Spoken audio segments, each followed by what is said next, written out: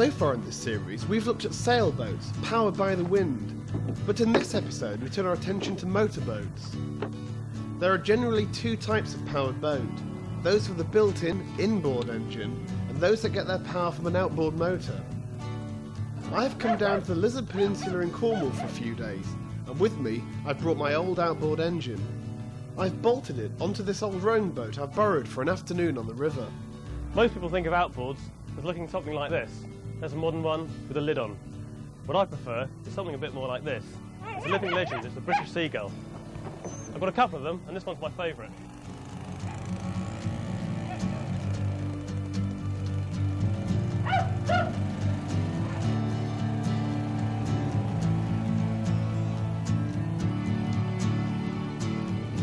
The design of the Seagull is nearly 50 years old. It's a great piece of English engineering. I've actually got a couple of them. The great thing is you can bolt it onto almost any dinghy. This particular rowing boat we're in, I don't think it's ever had an engine on it in its life. A piece of plywood to protect the boat, we've bolted it on, and off we go.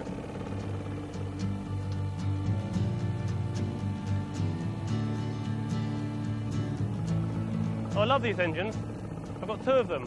I mean, they're pretty cheap to buy. This particular one cost me 20 quid. I did spend a day trying to sort out bits and pieces, but now it's a good little engine.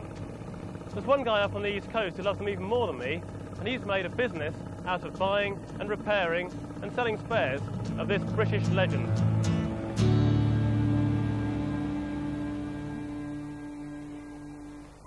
I'm here in deepest, darkest Essex, and I've got with me one of the legends of British boating. And apparently there's a chap in here who can help me sort it out, because it's got a few problems. Hello, John, how you doing? Hello, Nick. Is this your offending beast? This is the one, yeah. Now, I bought it off a friend, and he said that it didn't cool very well. You mean the water wasn't coming out? That's right, yeah. Ah, all right. It's quite a common fault. Right. Do you know what it is? Do you know what you got? Not really, no. It's a Seagull, isn't it? It's a Seagull. Aren't they all the same? Not quite, but this is the smallest one of the lot. Right. Just trying to look at the engine number, and I'll tell you what year it is. 1973. Right. The model itself is a 2 horsepower. What sort of size boat are you putting it on? It's mainly just used for a dinghy. That's perfect, yeah, up to 9 foot. So, to test this cooling system, what's the first thing to do? Normal first aid for these things, it's quite simple this, you get wet doing it, I'll warn you. Right. You back flush the system. You want it? Grass then. Down here? Yeah. I'll go and get the hose pipe. Righto. Because the tail's the garden hose. He's stripping off, we're going to get wet. The Seagull, like most marine engines, cools itself by sucking up seawater, using it as a coolant before spitting it back out again. Yes. There you go. Fancy. So whatever it was that blocked yours up has now been pushed out. So should we take it back in the shed and see if it'll fire? Yeah, let's have a go. Great. We'll put it on the bench and see if we can get a spark out of it. Lovely job. Okay, pop it on here. So what's the next stage? Well, the next stage is just to give it a spin, see if we get any life out of it. Okay. And then we'll go from there. Turn the bits on and see if we can flood it. That doesn't sound very healthy. Always say with seagulls, if they don't go by the third pull, give up. Right. And go and look for something wrong. Well, that's 2. It's not attempting to. No, That's 3. there's something amiss there. Right. Right, the first thing I'm going to look at is the spark plug. Just to see if we've got a spark. We have got a the spark. plot thickens. Could be just a simple blockage in the carburetor. Just hasn't quite got through the jets, have we? Right, let's have a empty of this fuel tank. If I take the fuel line off, we can empty this stale fuel out and try again with fresh. But oh, look at the colour of that. Oh, it's like Pea soup. Yes. Wonder how long that's been in there. Now normally I put this in my Morris Minor, but this is that old I don't think I'll bother. Yeah, really, yeah. So how long does it take for fuel to get stale? Modern day fuels, I would have said 3 months. So that old yellow stuff has lost its whiz bang. This has definitely lost its whiz bang. So what's the correct oil to fuel ratio? Seagulls have always been 10 to 1 up until 1978. After 78 they came 25 to 1. You can make your one here 25 to 1 because they did a kit for older engines. For the less smelly and smoky mode. Just put a pint in it. and just reconnect the fuel line. Now with fresh fuel, it'll probably go. So how did you get involved in seagulls? Seagulls were a hobby for years, and this is a hobby gone mad. I was in the marine section of the London Police, and looking after chums' engines, looking after my own engines. When I packed up, they said nobody's looking after engines anymore, seagulls, no dealers. And I contacted Seagull, and they said no, we have no dealers. And I asked them if they minded if I take it on as a part-time job. And before I knew it, I was at the boat show being their technical man, and it's gone mad ever since. It's gone even worse since we had the website going last year. I've got inquiries from all over the world. Really? And I've got loads of old second-hand motors here. All of these here are ones that I've considered are worth doing up. One of the nice things I get is a chap brings his engine to me and says, can you get it going for my 8-year-old lad? Because my dad gave it to me when I was 8. So it's on its 3rd generation. I've turned around dozens of those. In here. That's it, proper on the low one. Oh, look at that water. You've got a good mixture of oily muck in there. That coats the inside of the block with something very special. It's Right. From the top. Vent, fuel, choke, bit of throttle. Right, let's issue start. Hey, there she goes. Excellent. Yep. Nice.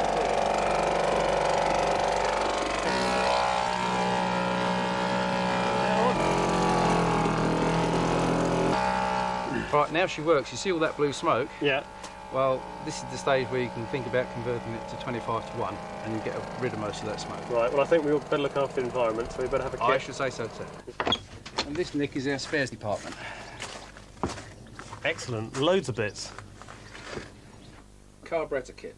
Right. For your engine, it's a Villiers carburettor. And there's the kit. It's got a needle and a screw. Right. As soon as you've replaced it, you can run on 25:1.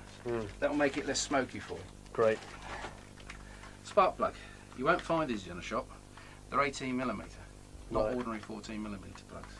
HT lead and cap. And a cap. It's a nice rubber cap now, waterproof, much better than the old Bakelite ones we used to have. And a piece of string to start it with, because you haven't got one. Right, okay. Yeah? I think that'll probably keep you busy for a while. Keep me going for the next 30 years? Yeah. But before I left, I couldn't resist to look at some of John's classic Seagulls. Hey, what's this one? Well, first off, that one. Yeah. That's a 1947 motor, and the only reason I kept it is because it's the same age as I am, and it still works. I'm only just working. It's a 102. Now, that's the one they made in their hundreds for the Allies to go up through France and Germany. Oh, yeah. That was the one they used for bridge building, pontoon moving. So, you know, it's got quite a history attached to it anyway. But this one is the early one. Oh, hey. What year is this? This is 1931. Right. It's the first year of manufacture, and it's still got, made by John Marsden, Sunbeam yes. Land, and it's the Sunbeam Motorcycle Company. But I like the Art Deco effect. It's beautiful. The streamlined, yeah. Beautiful. And the nice little relief valve for the pressure, so you open it to start it, shut it whilst it's going, it makes it quieter. Right. £26 they sold for when they were new. But a little bit of British marine history. Yeah, well, they're lovely. They're lovely. Thanks so much for getting them out. That's all right. Thanks very much, John. Been an education. Cheerio, Nick. Cut off.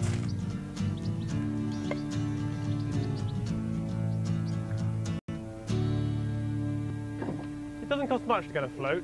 All you need is a Seagull, 20 quid, a gallon of fuel for the afternoon. A boat like this, say 100 quid. Maybe not the world, but at least the river is your oyster. You can have loads of fun.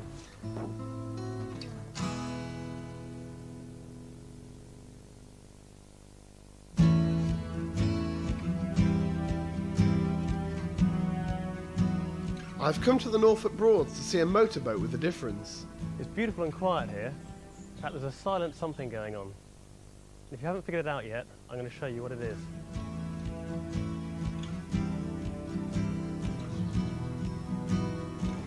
The reason this is so quiet is because it's electric. It's absolutely magic. It's just silently gliding around. How long have electric boats been going for? Well, at least the last 100 years there's been electric boats around. There's been a resurgence in the last 10 to 15 years because of this very reason. You know, Because of the silence and the environment as well. yes, that's right. Yeah. Most of your customers, why do they go for an electric boat? Ease of use.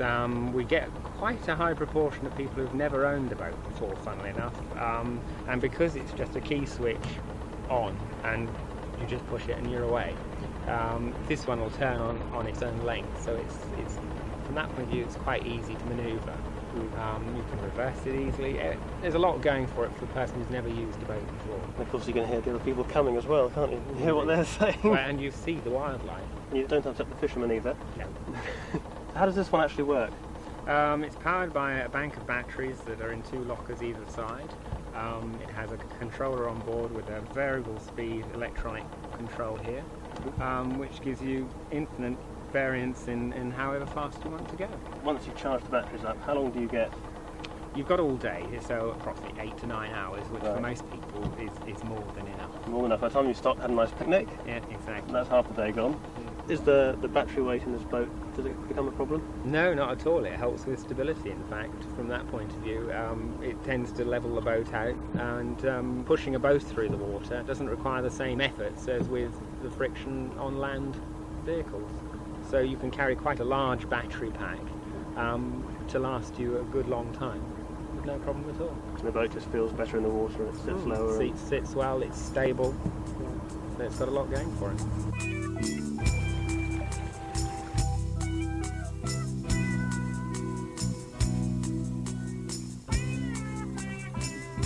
You've had a good day's run, you come back home or you come back to where you keep your boat, then how do you recharge the batteries then? Got a charger on board which is in the forward locker. It's a case of taking the lead from there, and you have a special blue plug which is a waterproof socket. Plug into your supply onshore and switch it on.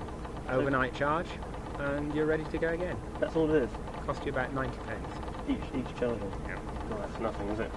So is there any other sort of maintenance the boat needs? The motor will run for several thousand hours before you need to be looking at that at all. So on that score, no. The batteries you top up just as you would a car battery. Keep the electrolyte level at just covering the plates. And really, that is it. That is it. Also And clean and polish it, pretty much maintenance free, really. hopefully. And it really is magic. This is so, for us to be able to talk like this, where if we had a seagull on the back, I'd be shouting at you. If we had sails up, we'd probably be concentrating a bit more on what was going on. And the fact there's no wind today, it's very magic. It's also slightly strange, isn't it? You're just being silently propelled. Yeah. So those controls are quite simple then. Yes, by all means. They're just a simple forward and backwards control if you want to have a go. I'd love to, yeah. Swap. Little doe side doe. This is where we crash. So this is that's neutral. Neutral. What sort of a click you can hear there? That's the controller contactors coming in to operate forward or reverse gear. Okay. Let's go forward again.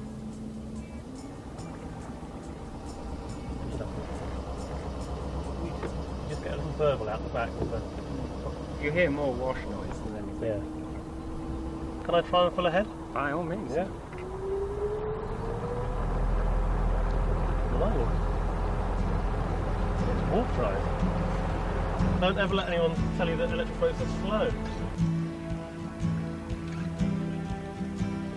That's one of those noisy ones. Oh, it's the ice cream man. Back at the yard in Chichester, I've got some major work to do to a more conventional diesel inboard engine on my boat, Cynara. I bought her about 15 years ago and she was pretty much a wreck, almost a houseboat. Over a few years I rebuilt the wheelhouse, replanked loads of the hull, reframed it. I also re-engined her as well. Now 15 years on, the port engine has finally worn out. It was second hand when I got it, so it's time to change it. Now Cynara has 2 engines, one under here and one under here, and a walkway through the middle. The port engine is the one that's had it, so what we're going to do is set up a lifting beam underneath the deck. So what we're going to do is put some blocks on the deck, a large piece of timber across, and a scaffold pole under the deck, so we can lift onto that and then slide the engine across to the centre line. Once it's in the centre, then we can drag it forward through the saloon, We'll remove this skylight, set up a gantry on the deck, and hopefully we'll be able to get it out.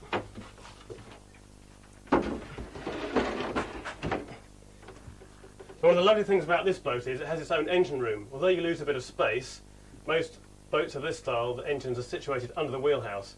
But it's great, you've got superb access, so when you're cruising, you can do your daily oil and water checks really easily and keep an eye on the engines which are pushing you around. This is a 4-cylinder diesel, it's a Perkins 4107, and it's a bit of a mishmash because when I put this one together I was a bit short of cash. So the engine block came out of a taxi, the gearbox came from somewhere else, we made up an adapter plate to connect the two. The heat exchanger is an oil cooler, and the header tank there I think came out of a Talbot Horizon, but it's so long ago now I can't really remember. And here's part of the problem, is that this poor old engine had a head gasket failure. I left it for a couple of months, the poor old thing got filled with sludge and has rusted solid. So the whole engine's seized and it's just not worth trying to free it off. And before we move it, we've got to disconnect the prop shaft, the gear linkage, the exhaust, the fuel supply, the electrics.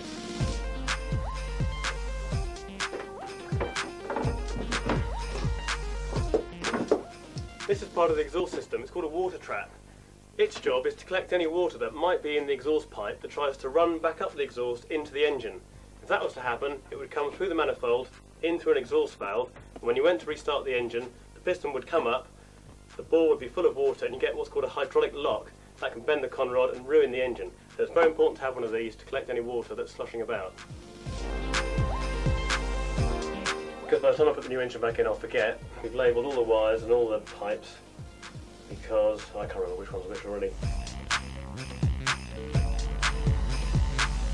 The exhaust manifold.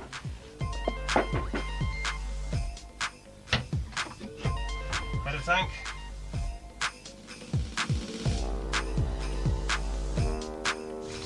That's part of the water cooling.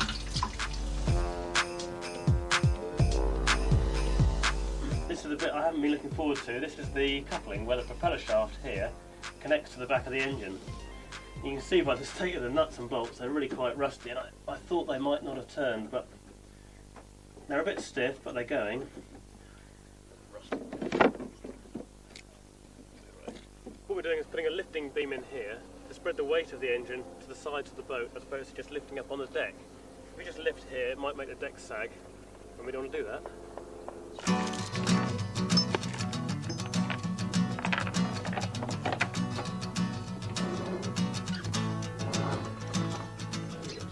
Now the engine is completely disconnected, I can set up a lifting rig.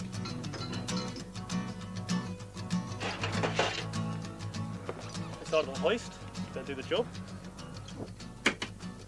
That's better, it's getting a bit dark. It's all taking far longer than it should. So what we've got now is the beam, little winch on it, another small chain. There's our hoist. And I'm just threading this chain through the top of the engine. That's going to give us a lifting point.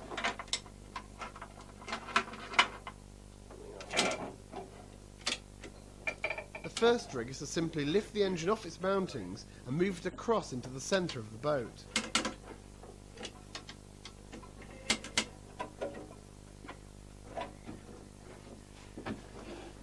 So get as far this way as we can. Like that.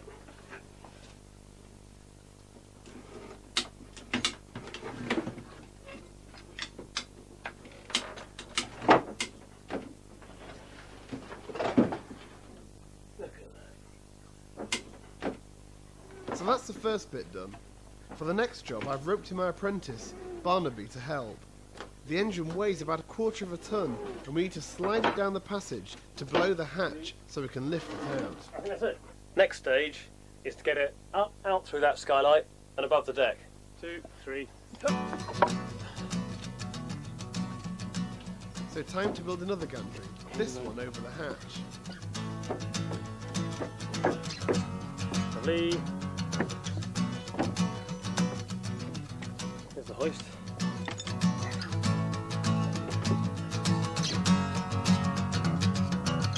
We've made a great construction. We've got a runway here and a trolley.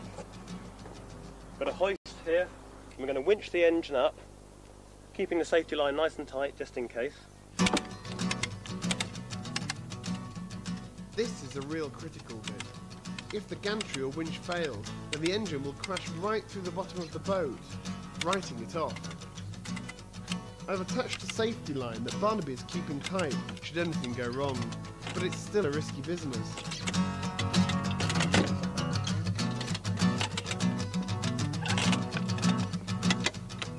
Let's spin now, get the gearbox in that corner. I'll set these boards underneath just in case it all breaks. So far so good, but we're not out of the woods yet. We haven't been able to get the gantry as high as we would have liked, and the trolley won't slide beneath the engine. Let's pull the back end round here. We can both lift the back end. Mike can put the trolley underneath. The only way to get it onto the trolley is going to be using brute force, and the help of our producer, Mike. Now, keep that end down, Mike. Keep that end down.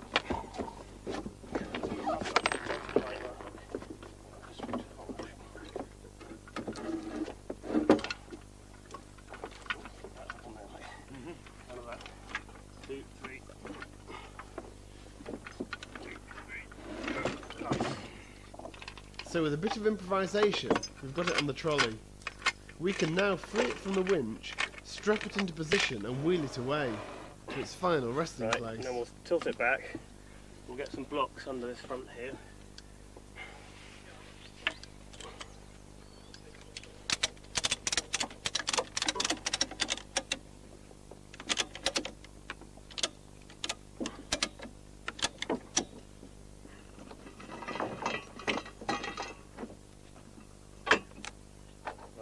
Running.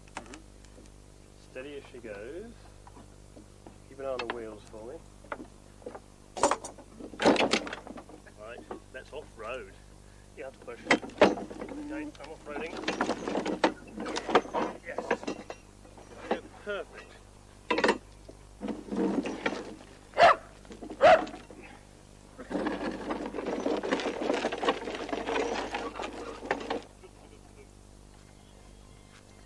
The next job is to do all this in reverse with our lovely new engine.